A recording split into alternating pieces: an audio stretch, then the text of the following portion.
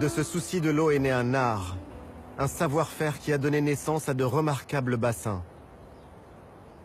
Certains sont vieux de plus de 700 ans. Le bassin de la Ménara est alimenté par un système hydraulique. Il achemine l'eau depuis les montagnes, à 30 km environ de la ville de Marrakech. Ce bassin permet l'irrigation de l'oliveraie qui l'entoure. La Ménara. On ne compte plus les légendes qui sont nées de ce lieu. On raconte que le roi Moulay Ismail y aurait noyé nombre de ses conquêtes après les avoir séduites. D'autres disent que sous le bassin se trouve le trésor que le sultan Abou Bakr ibn Omar aurait rapporté d'Orient. Reste un lieu à part, loin de la folie du centre de Marrakech. Une promenade pour les amoureux.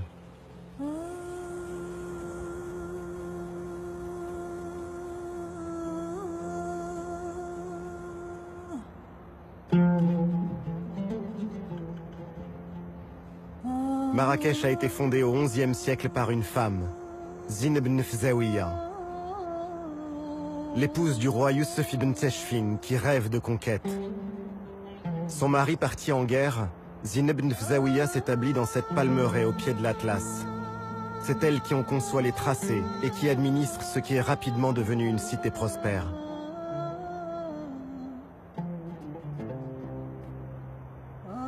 Derrière ces remparts robustes, Marrakech, la ville impériale, est devenue l'une des capitales du tourisme mondial.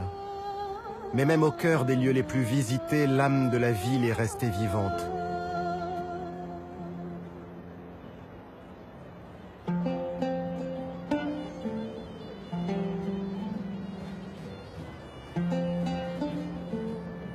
La place Jemaa el-Fna reste une scène de spectacle à ciel ouvert. Un lieu où s'entend encore le génie des conteurs, les rires, les prophéties des voyantes, où les discours sacrés côtoient les paroles profanes.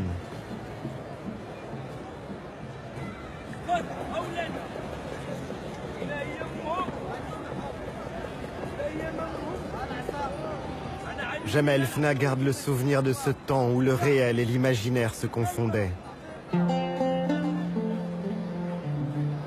L'UNESCO l'a classé patrimoine oral de l'humanité.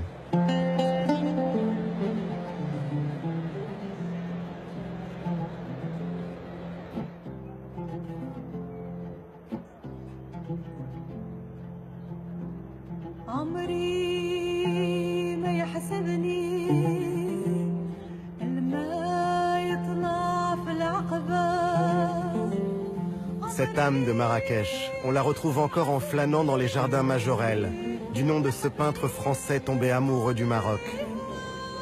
Passionné de botanique, il a créé un jardin qui est une œuvre d'art vivante en plein cœur de la ville. Il a aussi créé le bleu qui porte depuis son nom. Ce bleu outre-mer en écho au ciel de Marrakech.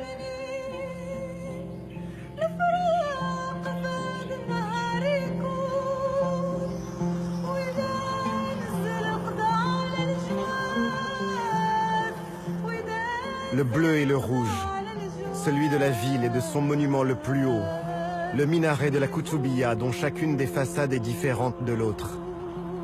Il veille sur Marrakech depuis le XIIe siècle.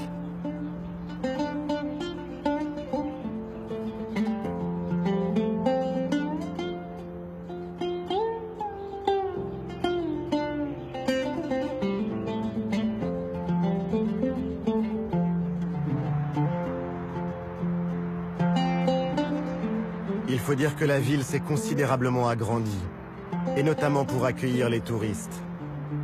Ils sont près de 2 millions à venir chaque année, doublant la population de la ville.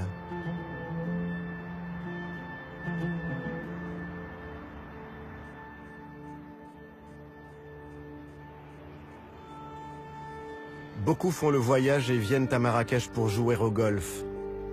C'est une chance pour l'économie en même temps qu'un pari écologique délicat, car cette ville aux portes du désert est mise au défi de l'eau.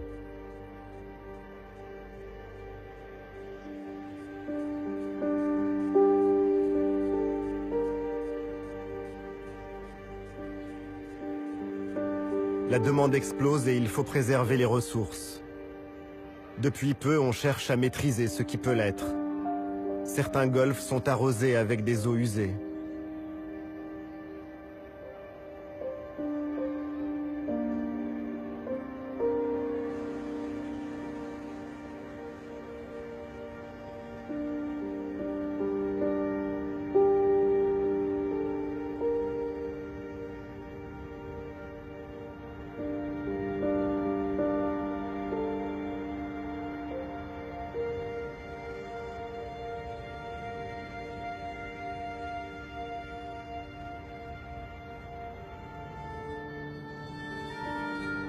De Marrakech à Tellouet et vers Ouarzazate, on franchit les vallées et les cols du Haut Atlas. Une montagne jeune, un massif long de 800 km et de 100 km de large par endroits.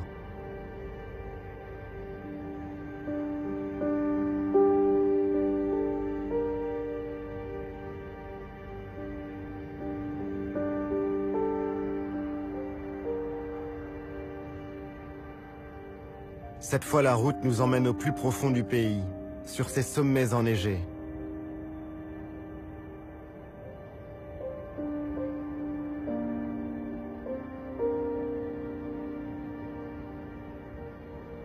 L'Atlas est une muraille, une clé de voûte, un château d'eau, et pour d'autres plus poètes, c'est le cœur invisible du Maroc.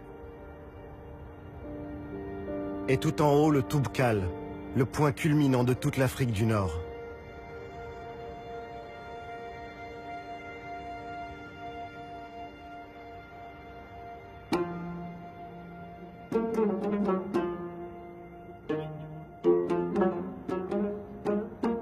L'histoire de l'Atlas, c'est aussi celle d'un refuge.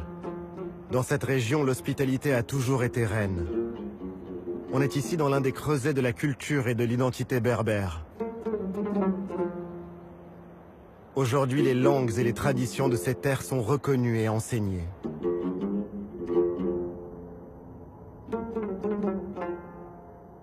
Dans les vallées, le verre est toujours différent. Et c'est le signe des prouesses et du labeur des hommes. Les paysans sont de vrais jardiniers. Ils jouent avec les pentes pour acheminer l'eau jusqu'aux plantations.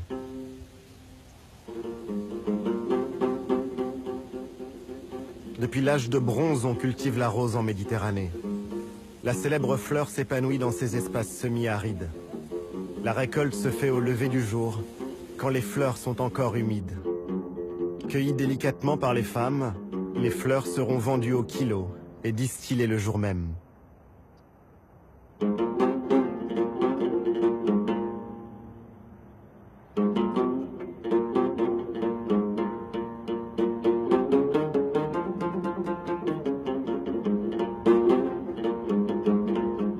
Certains villages construits en pisé sont abandonnés. De nombreux jeunes quittent la campagne pour aller chercher meilleure fortune ailleurs.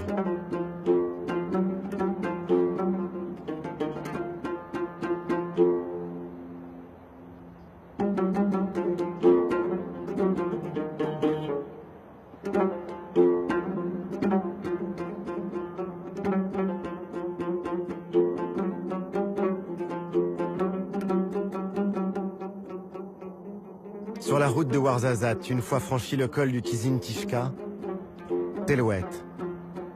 Pendant des siècles, ce fut le passage obligé du commerce entre Marrakech et le sud de l'Afrique. Le fief du Glaoui, l'ancien pacha de Marrakech.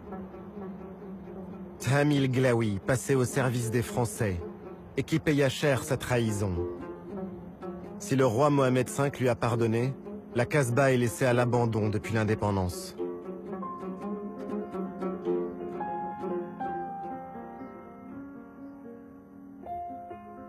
Un gardien l'a fait visiter. Il raconte dans ce décor de marbre et de zélige dorés qui s'effritent, Churchill, Hemingway et les autres visiteurs prestigieux qui ont séjourné ici.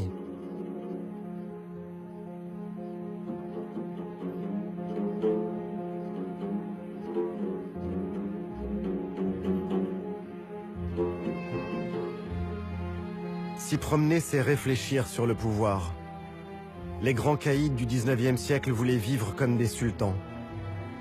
Mais leur pouvoir était friable, à l'image de leur Casbah.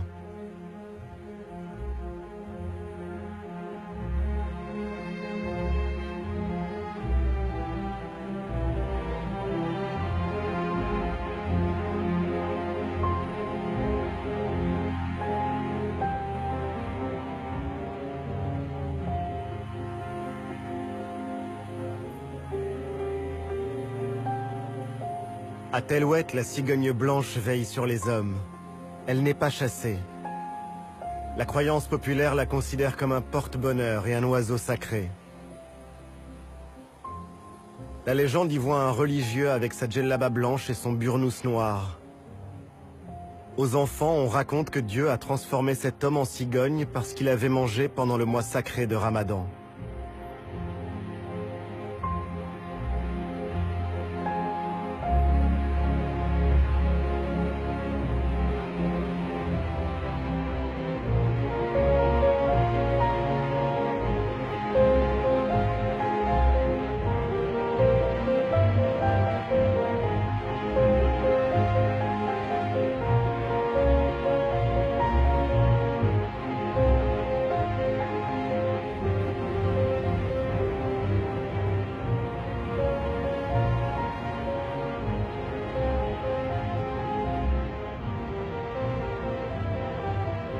En descendant vers Ouarzazate, sur une colline rose, Eitz Ben Hiddou et ses Kasbahs.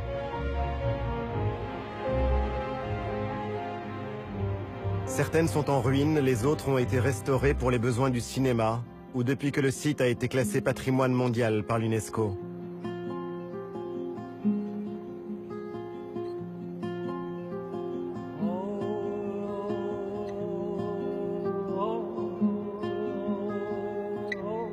Ces terres sont aussi celles de la civilisation du palmier.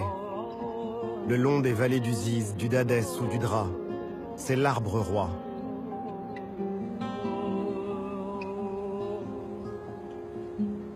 Chacun d'entre eux peut produire 30 à 100 kilos de dattes selon les années. Mais l'arbre est menacé. 2/3 des palmiers dattiers ont été décimés par la maladie du bayoud.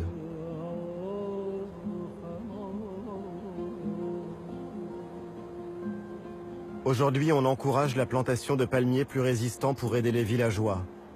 On fait aussi en sorte que la culture et les équilibres sociaux de ces vallées ne disparaissent pas. Pour y arriver, il faut à tout prix développer l'éducation.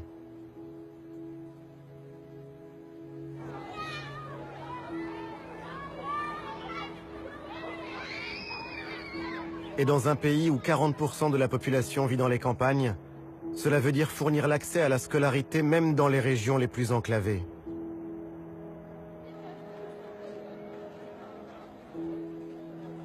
Les filles représentent près d'un écolier sur 2 dans le primaire, mais elles sont beaucoup trop rares à poursuivre leur scolarité dans le secondaire.